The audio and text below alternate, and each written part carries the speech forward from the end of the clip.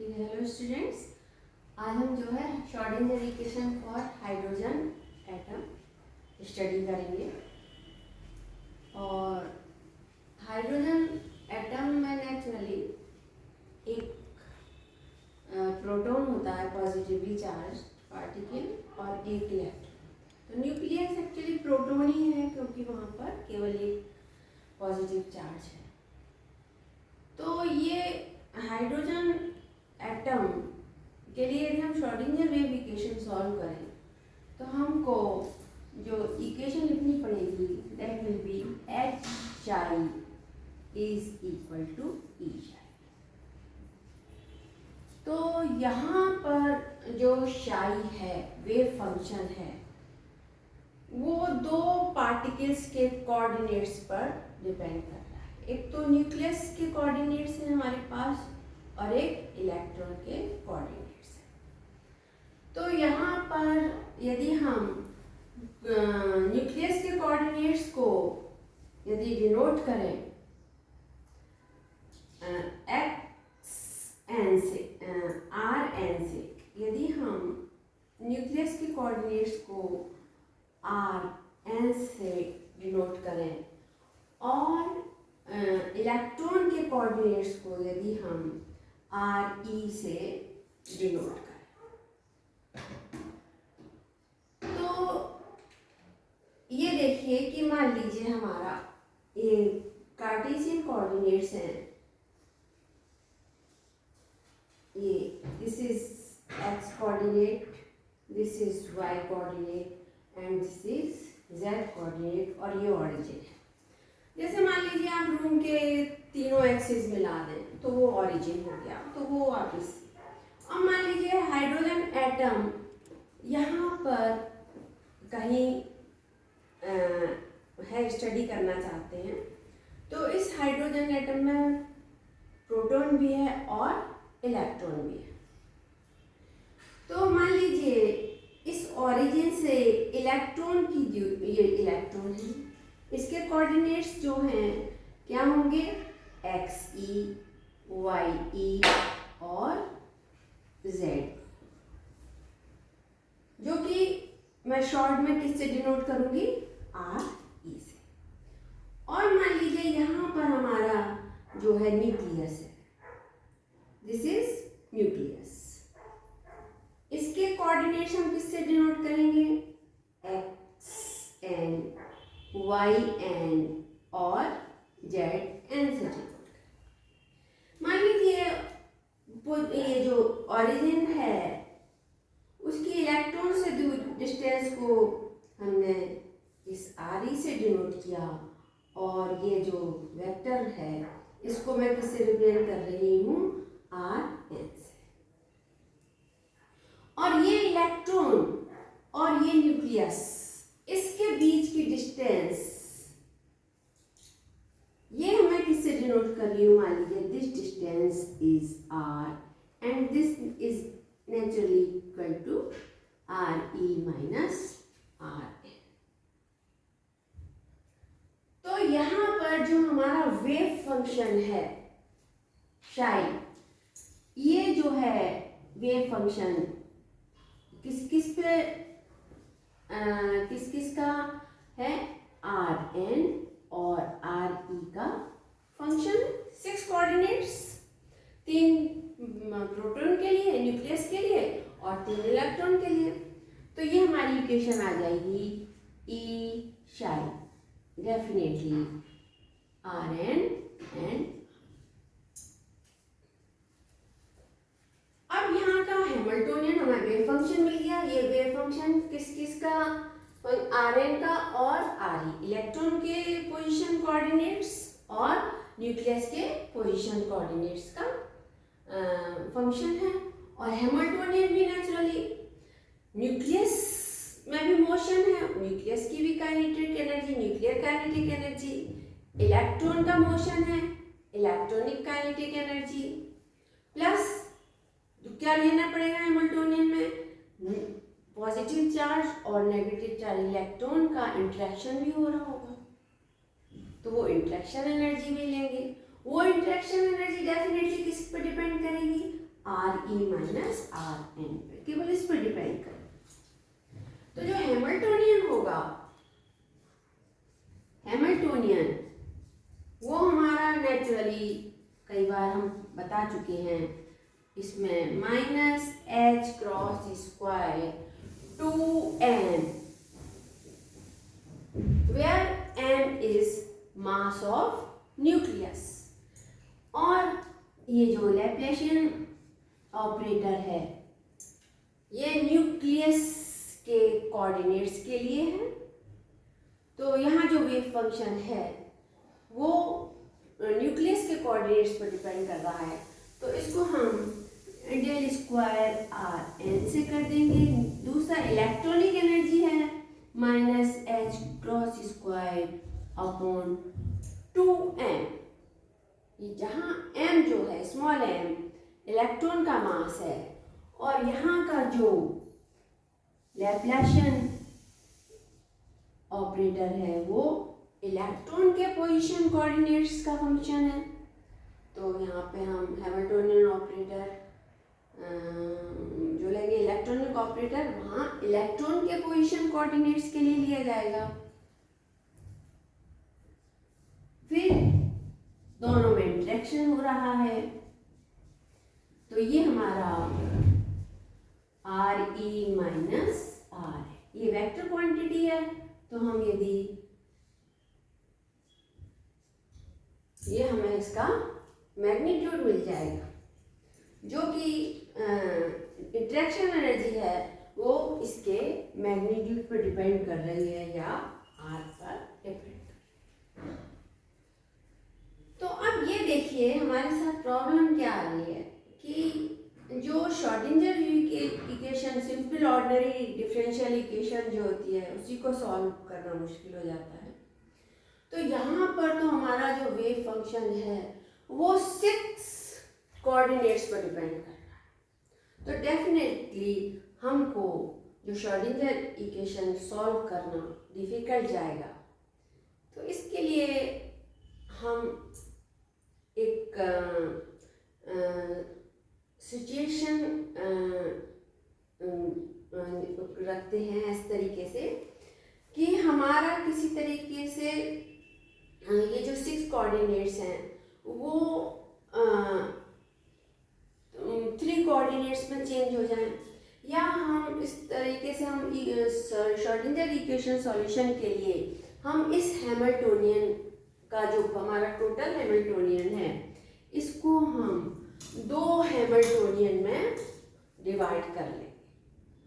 तो देखिए क्या होता है कि हमारा जो हाइड्रोजन है, यदि हम ऐसा माने एक एंटिटी माने, प्रोटॉन और इलेक्ट्रॉन को हम एक एंटिटी माने, तो ये मान और उसका मोशन देखें तो हमारे लिए क्या रहेगा कि सिर्फ एक पार्टिकल चल रहा है, एक पार्टिकल चल रहा है जिसमें अंदर 2 पार्टिकल हैं भले इलेक्ट्रॉन और प्रोटॉन। प्रोटॉन का मास कैपिटल M और इलेक्ट्रॉन का मास स्मॉल m, या न्यूक्लियस का मास कैपिटल M और इलेक्ट्रॉन का मास स्मॉल e है। तो जब ये पूरा एज ए हाइड्रोजन एटम एक सिंगल एंटिटी मानेंगे तो उस सिंगल हाइड्रोजन एटम का एंटिटी का जो मास होगा वो कितना होगा, m+m हो जाएगा। तो यहाँ पर हम इस तरीके से करते हैं कि हमारा हैमिल्टोनियन जो है 2 मोशन में चेंज हो कर लेते हैं, कन्वर्ट कर लेते हैं इस हैमिल्टोनियन को।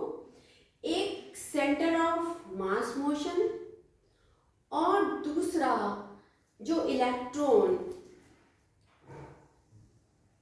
न्यूक्लियस के चारों तरफ जो घूम रहा है और इन दोनों में इंटरेक्शन हो रहा है, तो ये इलेक्ट्रॉन की पोजीशन न्यूक्लियस के साथ चेंज हो रही है, तो ये मोशन हम बोलते हैं रिलेटिव मोशन। तो यदि हम इस श्रोडिंगर वेव इक्वेशन के जो वेव फंक्शन है जो 6 कोऑर्डिनेट्स पर डिपेंड कर रहा है वो इस तरीके से यदि चेंज करें कि हम इसको 2 मोशन में डिवाइड कर लें, एक हमारा मोशन हो जाएगा सेंटर ऑफ मास मोशन,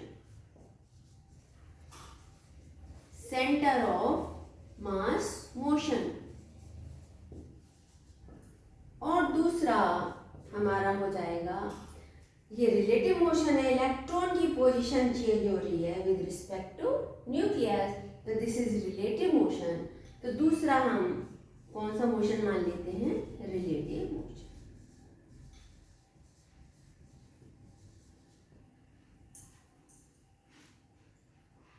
तो ये इसकी जरूरत क्यों पड़ी, क्योंकि हमारे पास 6 कोऑर्डिनेट्स थे।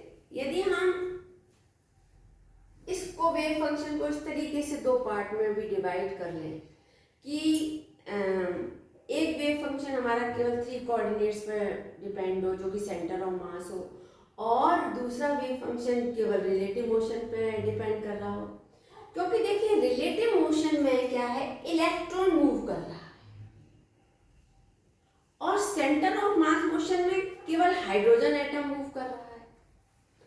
तो हाइड्रोजन एटम के जो कोऑर्डिनेट्स होंगे या सेंटर ऑफ मास के कोऑर्डिनेट्स होंगे, एक तो वो हो गया, और जो रिलेटिव मोशन हम ले रहे हैं उसमें किसका केवल मोशन मान रहे हैं, इलेक्ट्रॉन का मोशन मान रहे हैं। तो इसमें भी हमको 3 कोऑर्डिनेट्स मिल जाएंगे रिलेटिव मोशन में इलेक्ट्रॉन के, क्योंकि हम वहाँ पर न्यूक्लियस चूंकि हैवी होता है, इसलिए न्यूक्लियस के मोशन को हम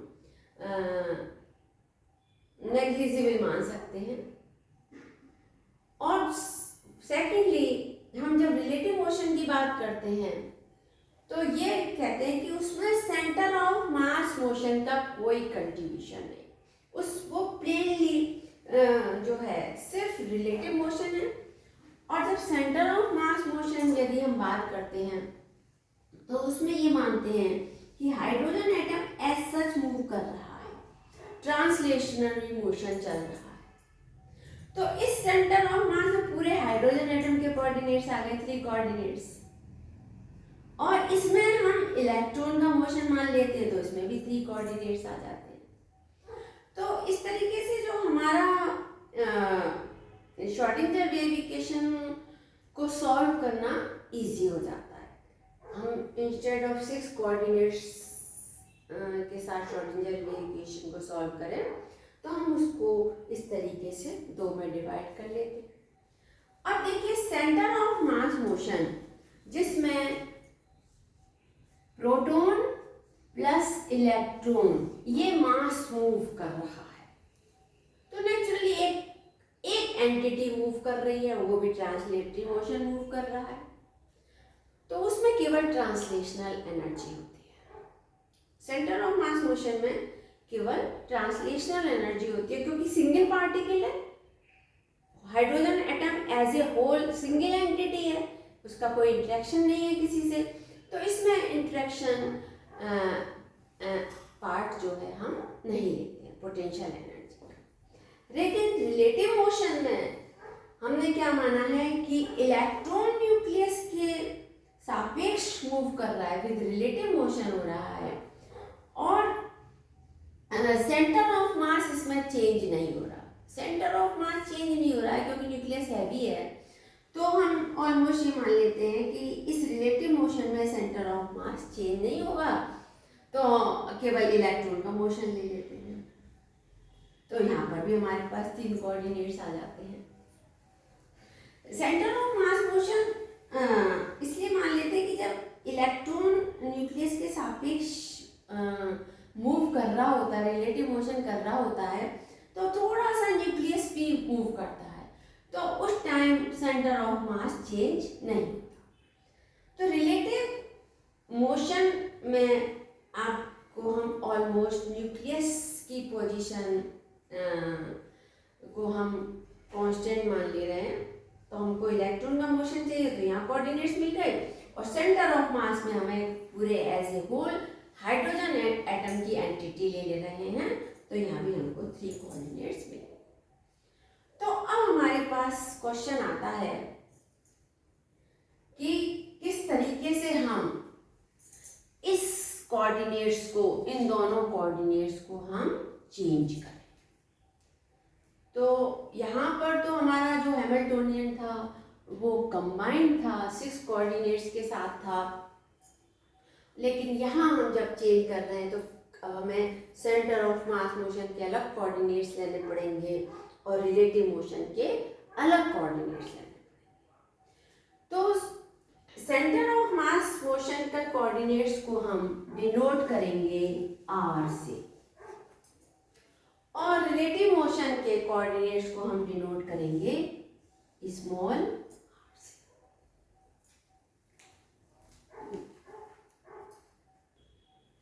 तो r से अब देखिए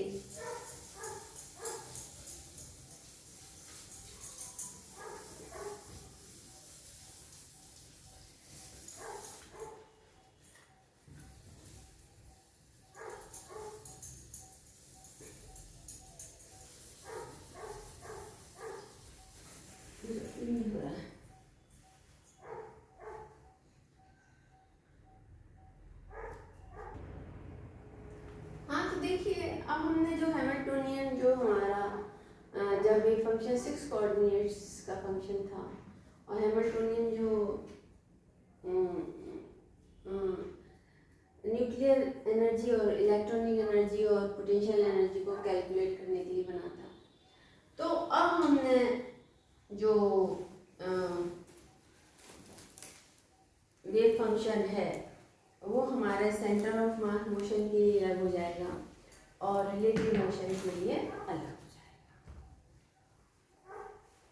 और तब हम जो है हमारे जब सेंटर ऑफ मास के कोऑर्डिनेट्स जिसको कि हम r से दिखा रहे हैं और रिलेटिव मोशन जिसको कि हम r से दिखा रहे हैं, इसके लिए हम हैमिल्टोनियन भी हमारा अब अलग होगा। इसमें Hamiltonian centre of mass motion के लिए r पे डिपेंड करेगा और इसके लिए स्मॉल r पे डिपेंड करेगा। तो ये दो मोशन हमने मान लिए, और ये वाला पार्ट तो वो रहेगा सेम, क्योंकि वहाँ पर इलेक्ट्रॉन और जो प्रोटॉन की डिस्टेंस है वो r - r है। तो ये तो इंटरेक्शन एनर्जी वाला पार्ट केवल स्मॉल r पर डिपेंड कर रहा है। तो इसको हम जो है एज सच लेंगे। तो अब देखिए इसको देखिए क्या करते हैं।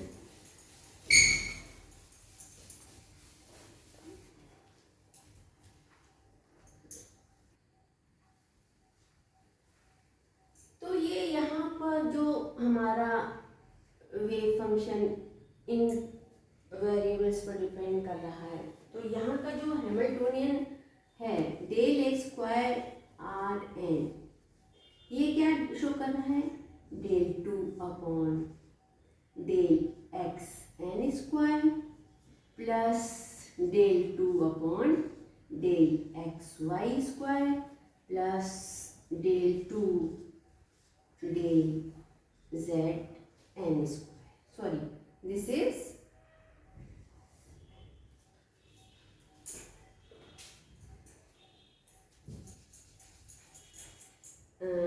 this is y n square and this is del z n square।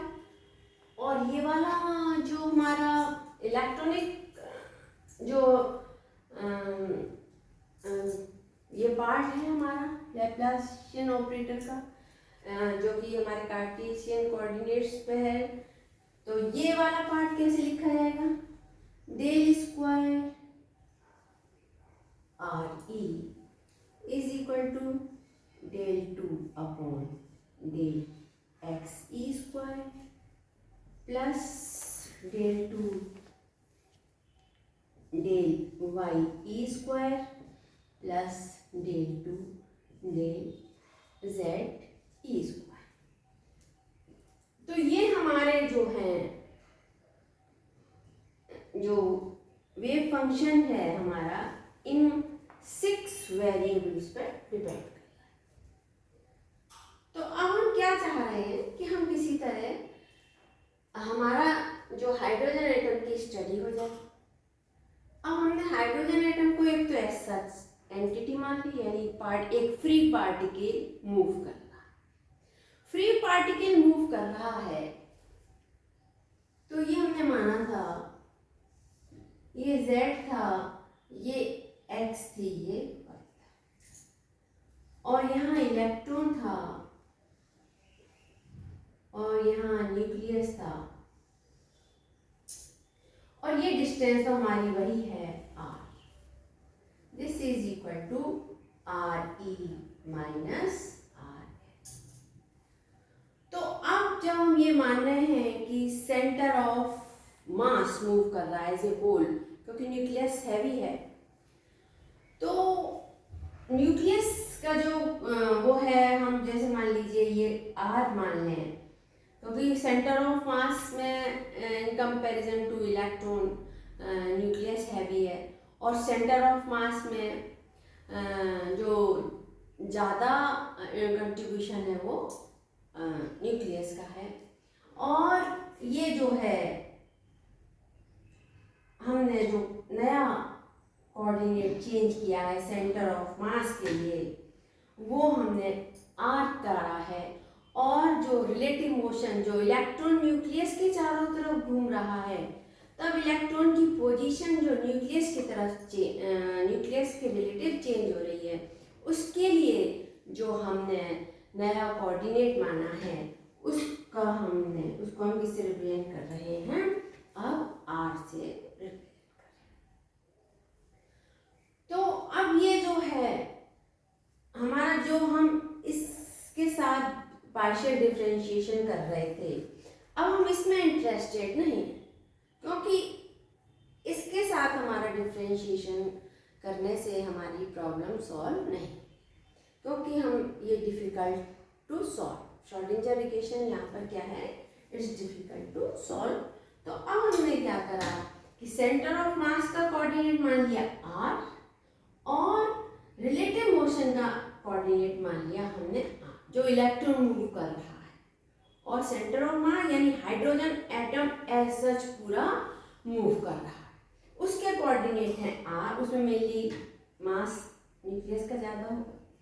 तो इस R जो हमारा नया वेरिएबल आया है, ये किसके बराबर होगा, ये डेफिनेटली न्यूक्लियस का मास और डिस्टेंस ऑफ न्यूक्लियस प्लस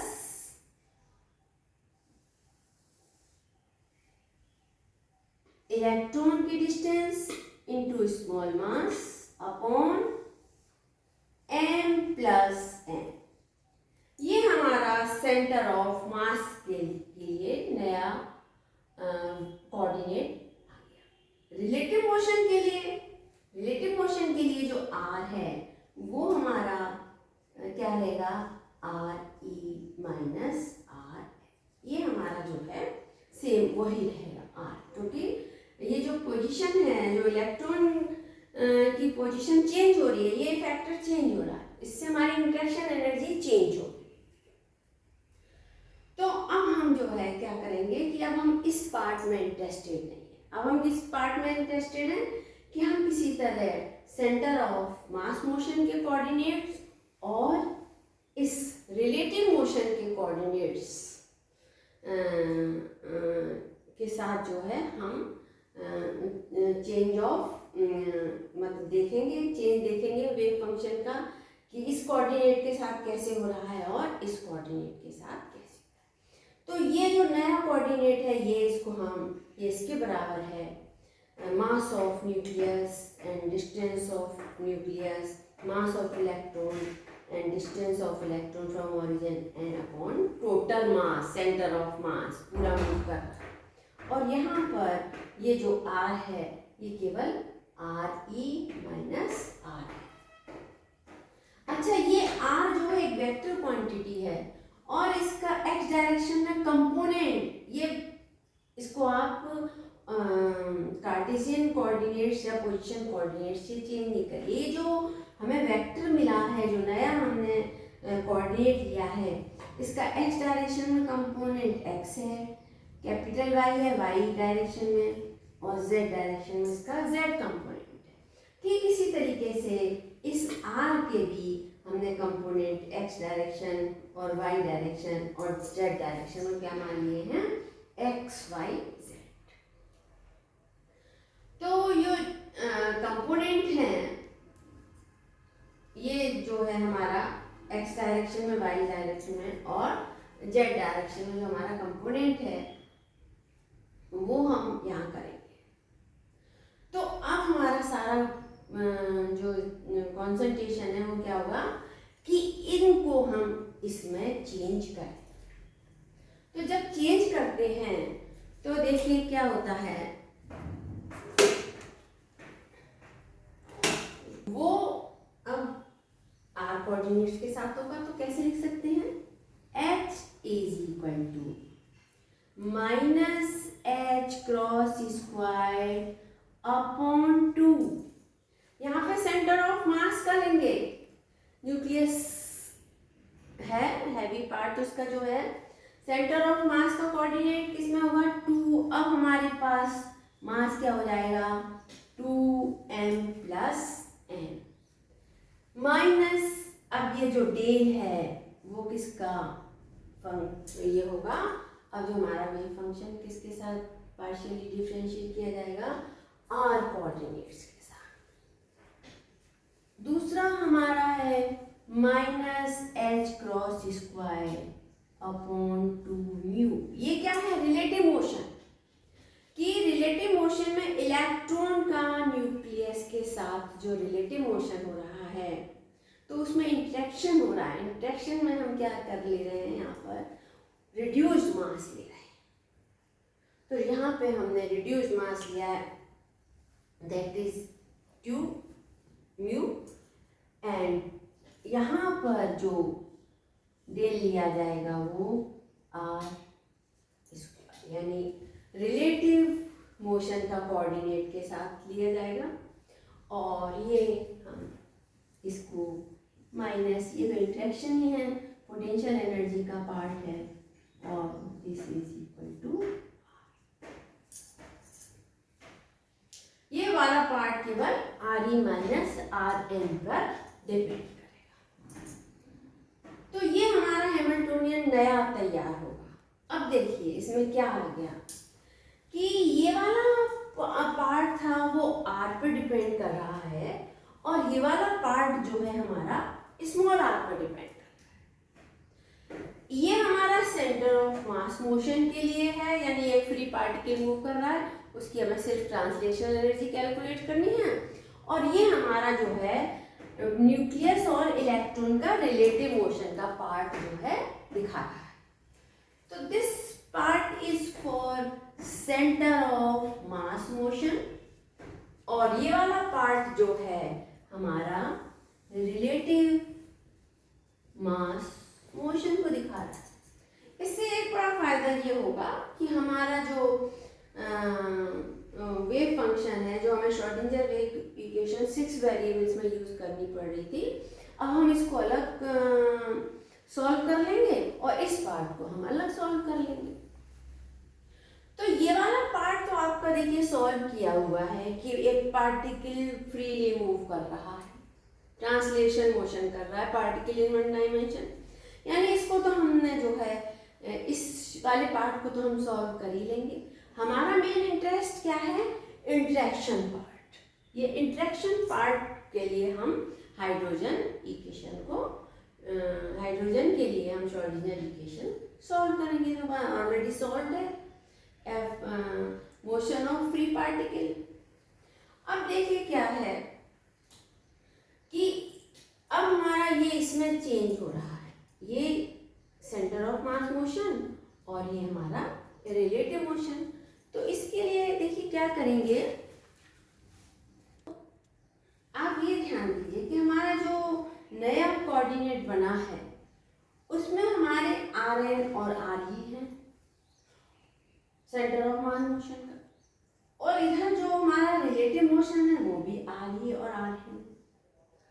तो अब हमारा पर्पस क्या है कि डेल टू R ये यहाँ पर किस तरीके से हो जाएगा, ये जो डेल टू R है ये डेफिनेटली यदि हम लें तो हमारा कंपोनेंट कौन कौन से हैं? इसके कंपोनेंट्स x, y और z।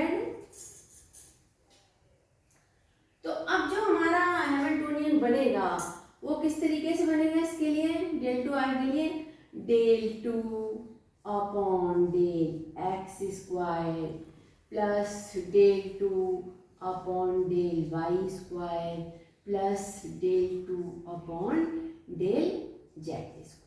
ये कैपिटल के लिए बन जाएगा। ये जो है हमारे सेंटर ऑफ मास कोऑर्डिनेट्स हैं। और ठीक इसी तरीके से यदि हम इसके लिए लें डेल स्क्वायर आर, तो वो कैसे बनेगा? Del two upon del x square, क्योंकि हमने इसके जो कंपोनेंट है इसके small x y small z माना है, plus del two upon del y square plus del two del z square. ये हमारा इस तरीके का आएगा। तो अब देखिए ये सेंटर ऑफ मास मोशन के लिए है और ये हमारा किसके लिए है? रिलेटिव मोशन के लिए। अब हम ये देखना चाहते हैं कि जो हमारा जो Cartesian coordinates x y z और स्मॉल एक्स वाई जेड की उसमें था, जो पहले कार्टेशियन कोऑर्डिनेट्स ले रहे थे, अब हमारे ये कोऑर्डिनेट चेंज हो गए, relative coordinate centre of mass coordinates. तो उन कार्टेशियन कोऑर्डिनेट्स को इन कोऑर्डिनेट्स में चेंज करना, तो हम केवल एक ये वाला पार्ट ले लेते हैं, इसका ये वाला पार्ट ले लेते हैं और इसका हम ये वाला पार्ट ले लेते हैं। हमारा देखिए जब हमें 6 वेरिएबल्स में श्रोडिंगर वेव इक्वेशन सॉल्व करनी थी, तो हमारा हैमिल्टोनियन था h is equal to minus H cross square upon 2m del two R N minus H cross square upon 2m del square R E minus E square upon 4 pi epsilon R. जब हम centre of मास और relative में change करेंगे तो हमारा देखिए क्या आएगा?